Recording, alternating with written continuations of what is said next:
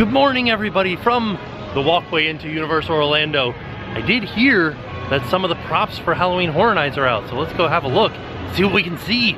This is exciting. Even though we were just here a few days ago, I think we're gonna be coming back more often because it's starting. Halloween Horror Nights is beginning to show up around the parks. Funny story though, I left my annual pass at home, so I have to go to guest services and get a new one. Standing in line at guest services, and it is hot right here. It'd be nice if we could have more shade or a fan. I got my new annual pass because I forgot mine, and it looks like there's quite a crowd to get into the park.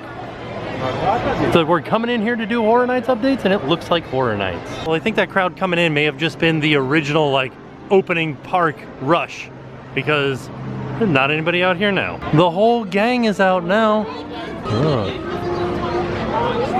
Ooh, Doc's out, and he's got his plutonium, and he's got his hoverboard, and he's got his DeLorean. Fully decked out DeLorean.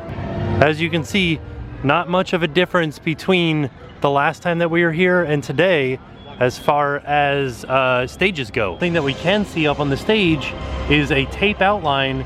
That might be for Rock the Universe, but that could be for the stage show for Halloween Horror Nights. You never know, because they would practice on this stage and then move their set pieces out of the way. Or even practice without the set pieces and just use the tape for a reference. We're heading into this, what is this, Battery Park or Central Park scare zone. We've got pumpkins up in the trees.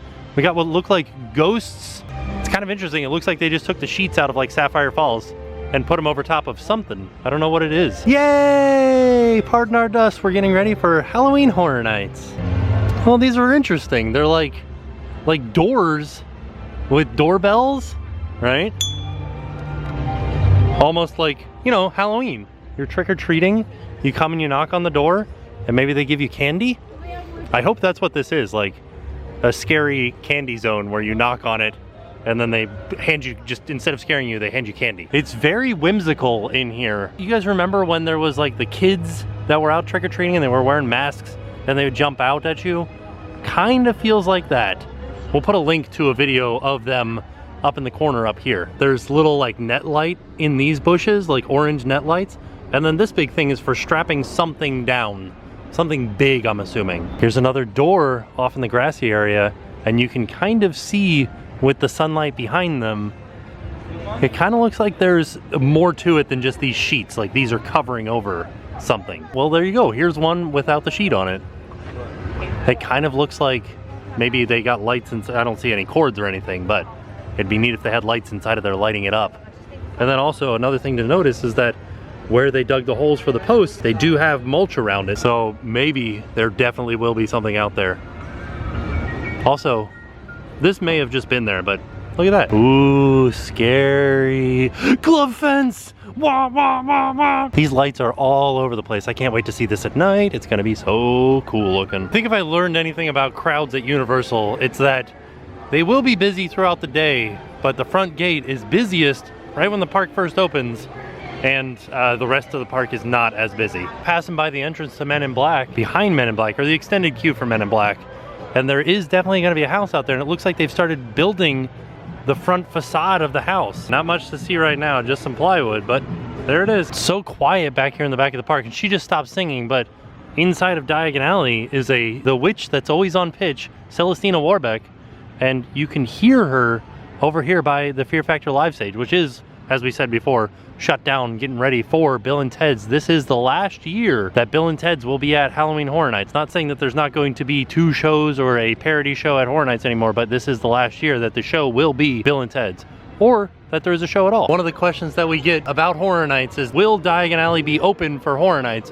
Yes, it will, but there are no scary things happening in Diagon Alley. It's just normal Diagon Alley at night. Another thing to note is that they do have express on the rides during Horror Nights, but it's a separate express from the day. If you get Horror Nights with express, you can use that express on the rides at night as well, but you can't use your daytime express on the rides at night. And I think that applies also to the hotels that provide express when you check into them.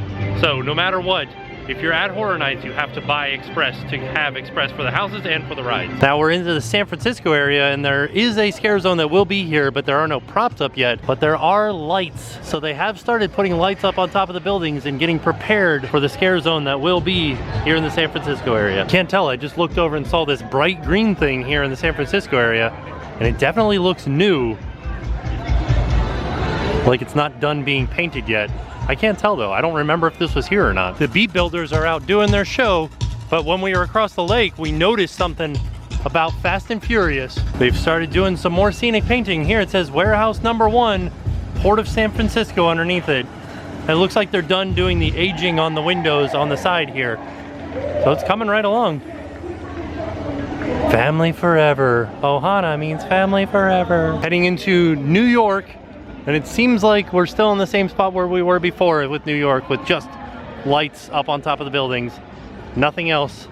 There are a lot of lights through here though, so that's exciting. All in all, I think that there's not much out for Horror Nights just yet, but the Scarecrow area looks good.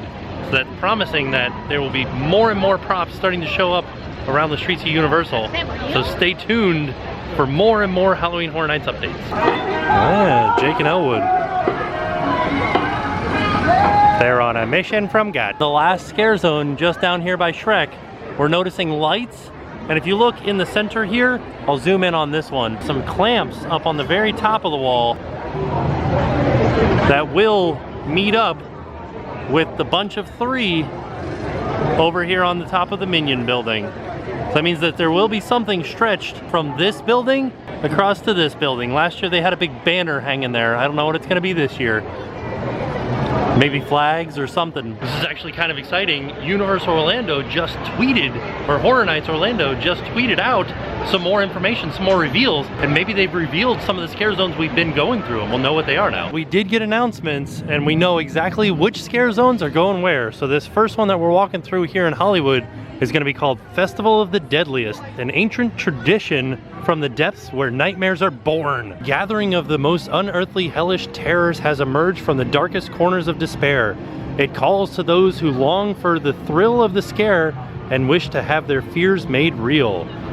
That's pretty awesome. You'll be drawn like moths to a flame, and once you join this hallowed celebration, your nightmares will never end. This is all coming from the blog post that Horror Nights put out. And of course, as we're making our way around to all of the scare zones, what's in our way? Superstar Parade Float. Well, there's Diego though. So I'd say we were pretty close earlier when we were kind of guessing as what this would be.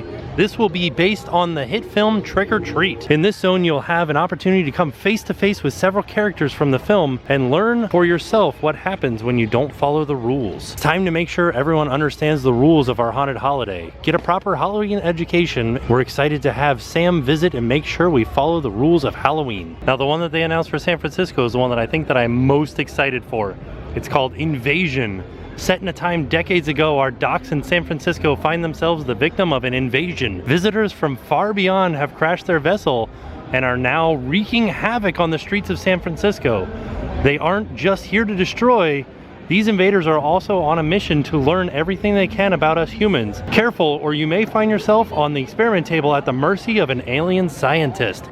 Aliens, I'm excited. We finally know what will be here in the streets of New York. It's the one that I'm least excited for because it is the Purge. This time their approach was to create a zone that showed how we think the events of a Purge night might play out in the streets of New York. There are some fan favorites returning, such as our auction and a very polite gentleman. We also have some new surprises in store. For example, how do you clean up all the mayhem on the streets during the Purge night? Visit the cleanup crew with their trusty wood chipper and find out.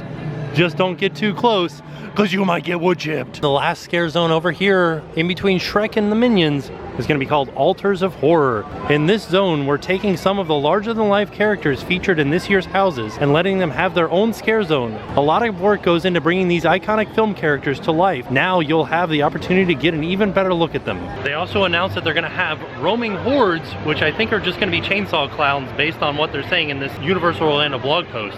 They've also announced that Academy of Villains is coming back with a show called Afterlife. And we'll put a link to the video from last year where we have one of their performances. It's a really neat stage show. As of right now, we have all of the scare zones announced. We have Bill and Ted's coming back. We have Academy of Villains. We have Saw, which is a house based on the Jigsaw character because he has a new movie coming out. We've got Ash versus Evil Dead.